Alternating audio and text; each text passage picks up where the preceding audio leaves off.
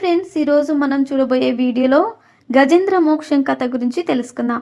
క్షీరసాగర మధ్యంలో త్రికూటం అనే పర్వతం ఉంది. ఆ పర్వతానికి 3 శిఖరాలున్నాయి. ఒక శిఖరం బంగారంతో, ఇంకో శిఖరం ఇనుముతో, మరొకటి వెండితో ఉండేవి. ఆ కొండల మీద రకరకాలైన గగనచారులు, కిన్నెరలు విహరిస్తూ ఉండేవారు. ఆ పర్వతం మీద ఉన్న అడవులలో అడవి దున్నలు, ఖడ్గమృగాలు, ఎలుగుబంట్లు మొదలైన క్రూర మృగాలతో పాటు ఏనుగులు కూడా ఉండేవి. ఆ ఏనుగులు గుంపులు గుంపులుగా తిరుగుతూ ఉంటే ఆ ప్రదేశంలో అంధకారం అలముకునేది.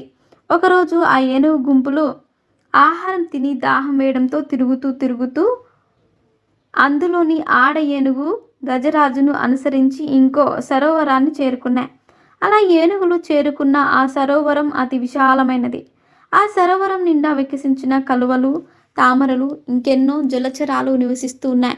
వాటిలో కొన్ని మొసళ్ళు కూడా ఉన్నట్టు ఏనుగులకు తెలియదు. ఆడ ఏనుగులు దాహ బాధ తీర్చుకొని జలక్రీడలు జరిపి బయటకు వచ్చిన తర్వాత గజరాజు కూడా సరోవరంలోకి ప్రవేశించి నీళ్లు తాగి తొండం నిండా నీరు నింపి గగన వీధికి చిమ్ముతున్నాడు. ఇలా ఆ గజరాజు జలక్రీడ జరుపుతూ ఉన్న సమయంలో ఆ చెరువులో ఉన్న ఒక ముసలి ఆ గజరాజు కాలు పట్టుకుంది. పట్టు విడిపించుకొని తొండతో దెబ్బతీయాలని ఆ ఏనుగు చూసింది. వెంటనే ఆ ముసలి ఏనుగు ముందు కాళ్ళు పట్టింది. ఆ ఏనుగు తన దంతాలతో మొసలిని కుమ్మి విడిచింది. అప్పుడు మొసలి వెనుక వైపు వచ్చి ఏనుగు తోకను కుమ్మి చీల్చింది. అలా అవి ఒకదానిని ఒకటి కుమ్మి చీల్చుకొనిచుండగా ఏనుగు బలం సన్నగిల్లుతుంది.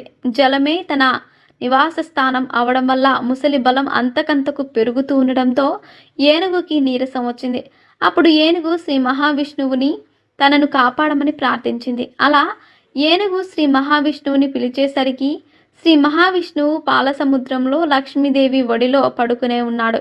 అప్పుడు ఏనుగు యొక్క పిలుపు వినగానే శ్రీ మహావిష్ణువు తన వాహనమైన గరుత్మంతుని తీసుకుని ఏనుగు ఉన్న ప్రదేశానికి వచ్చాడు. వెంటనే తన సుదర్శన చక్రంతో మొసలి యొక్క తలను నరికి ఏనుగుని కాపాడాడు. అప్పుడు ఏనుగు తన ప్రాణాలను కాపాడినందుకు శ్రీ మహావిష్ణువుకి కృతజ్ఞతలు చెప్పింది. సో ఫ్రెండ్స్, చూసారుగా గజేంద్ర మోక్షం యొక్క కథ గురించి తెలుసుకున్నారు. ఇలాంటి మరిన్ని విషయాలను మీరు తెలుసుకోవాలనుకుంటే వెంటనే మా ఛానల్ని సబ్స్క్రైబ్ చేసుకోండి.